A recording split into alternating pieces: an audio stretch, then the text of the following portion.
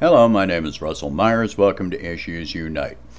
All right, so as of yesterday, Saturday, July 31st, the eviction moratorium has ended officially. It is all over.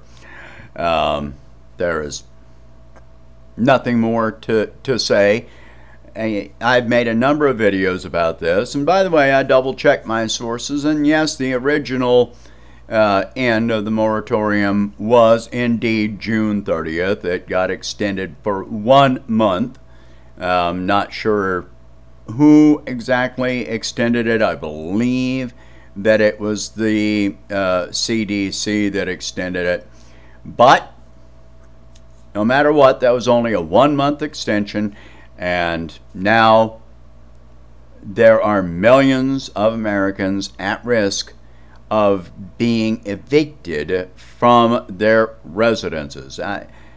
I've seen different numbers calculated different ways on this, and it ranges from 6.4 million to 15 million households, not people, individual people, but households that are at risk of being evicted from their residences at this point. Now, our government, the president, Congress have all known that this was coming, and they have not done anything about it. 2 days before the moratorium was set to end, Joe Biden, who has the power to stop this from happening, said that he wanted Congress to do something about it. 2 days. And on Friday, after the congressional session, Congress went on vacation at the exact same time that as many as 15 million households are at risk of eviction at this time. There is no special session of Congress. There is nobody doing anything about this. The thing that I find deplorable, horrible, disgusting, inexcusable is that Joe Biden will issue a national emergency about January 6th, about Venezuela, Iraq, Syria, Iran, Somalia. He calls each and every one of those a national emergency. But 15 million households in the United States at risk of eviction. This is not something he considers a national emergency. This is something that he claims to have no power over, which he does. He absolutely does. Congress hasn't even mentioned it. Pelosi, Schumer, you don't really expect to hear anything from Turtle Boy.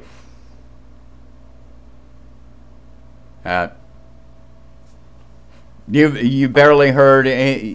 I don't think I've heard anything from Bernie Sanders about this. If I'm wrong, then tell me in the comments if you know. But yeah, please be sure and give me a source. You know, a tweet, a video, something about him talking about it. You know, something verifiable, because I do not believe he has mentioned this. This is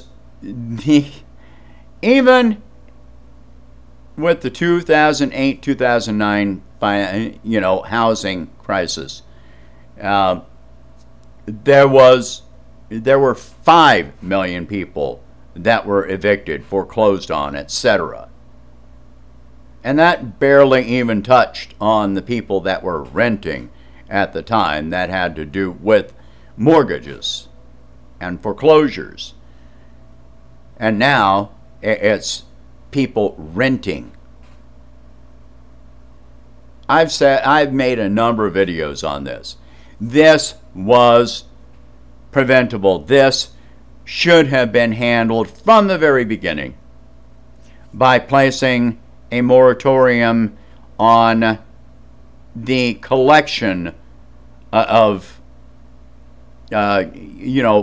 mortgage payments for residential properties,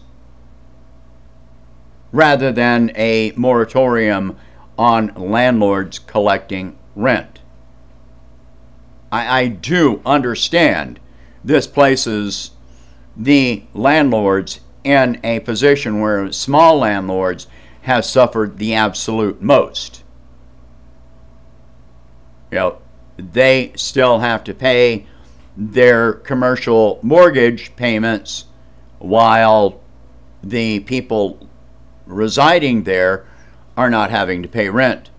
But if you had blocked this at the bank level, which would have caused absolutely no loss to the banks, there would be no loss involved if they had done this way. The banks would not be paying anything out, so there was no loss involved. They just wouldn't be collecting more money. That's it. That's all.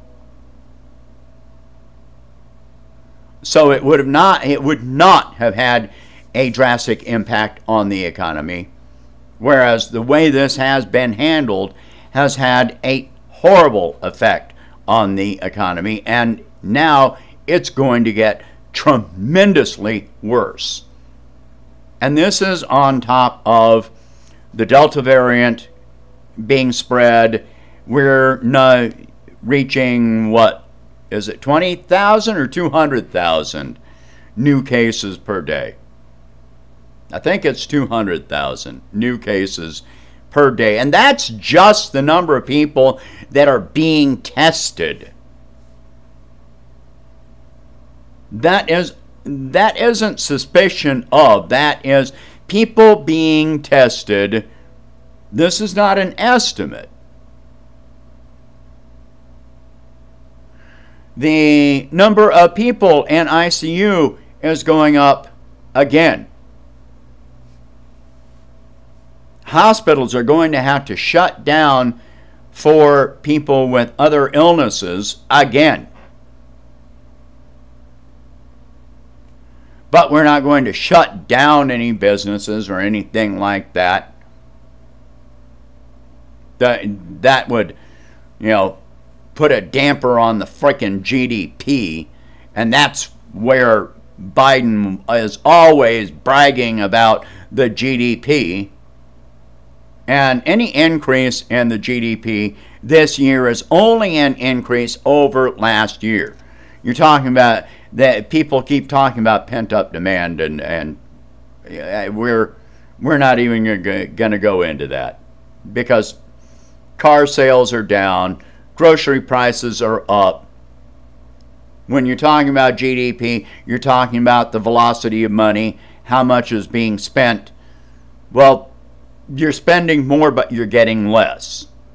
So that doesn't mean more food, products of any kind, more services are being sold. It means you're paying more for the same. And, what effect is this going to have on many of the service industries? People that are subscribed to Netflix. internet service, you know, Disney Plus, whatever. And if people don't have a place to live, are they going to be paying for these services? What effect is it going to have on the employees of those services when you look at how many tens of thousands Disney has already laid off over the past year and a half? So this will mean more and more layoffs. But the stock market is still way the fuck up there. So this is a crisis of not only housing, but this is a health crisis. This is an economic crisis at the highest level. Well, if they've been trying to in any way prevent an uprising, at this point they have absolutely failed. You can expect a mass uprising in this country starting very soon if something is not done immediately to stop this from happening. But even at that, even if they take any steps, what are they going to do? Reimpose the moratorium so that debts keep on building up, so that people will still be in debt, in debt, in debt, in debt. The steps that have been taken have been to pay off the landlords. And the landlords turn around, put money in the bank, and then declare a profit. I've said this before. Right now, even if they reimpose the moratorium, these people will still be at risk. They're not going to come up with, $4,000, $6,000 out of nowhere.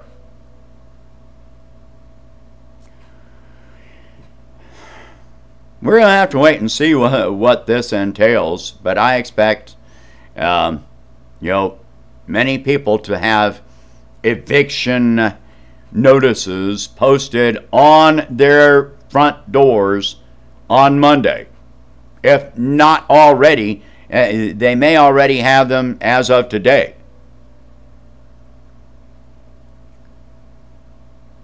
This is a failed state. We are living in a failed state. If you turn around, all the people that are against socialism, if you turn around and actually help the people at risk of eviction, then it's going to be considered socialism. You take government money and hand it to the capitalists, and it's perfectly okay. But hand it to people to actually help them, and oh my God, that's evil, that's communism, that's socialism. We can't have that. Throw them out of their house. 15 million people or more. Throw them out. That's perfectly acceptable, as long as we're not socialist. Oh my God. This country. If I had the option, I would have moved out of this country decades ago. But it's not an option. So all I can do is to stay here and fight. So help me fight. Share this video, because I'm still in Facebook jail. I can't share it on social media, or at least on Facebook myself. So please share this video. Talk about these subjects. If you can, please donate $1 a month. I forgot about that. Well, that ain't even working anyway. Never mind. If you can, please donate $1 a month to help expand the channel and to help me build out that social media platform to as a Facebook alternative. And I will catch you in the next video. Thank you very much for watching. Bye.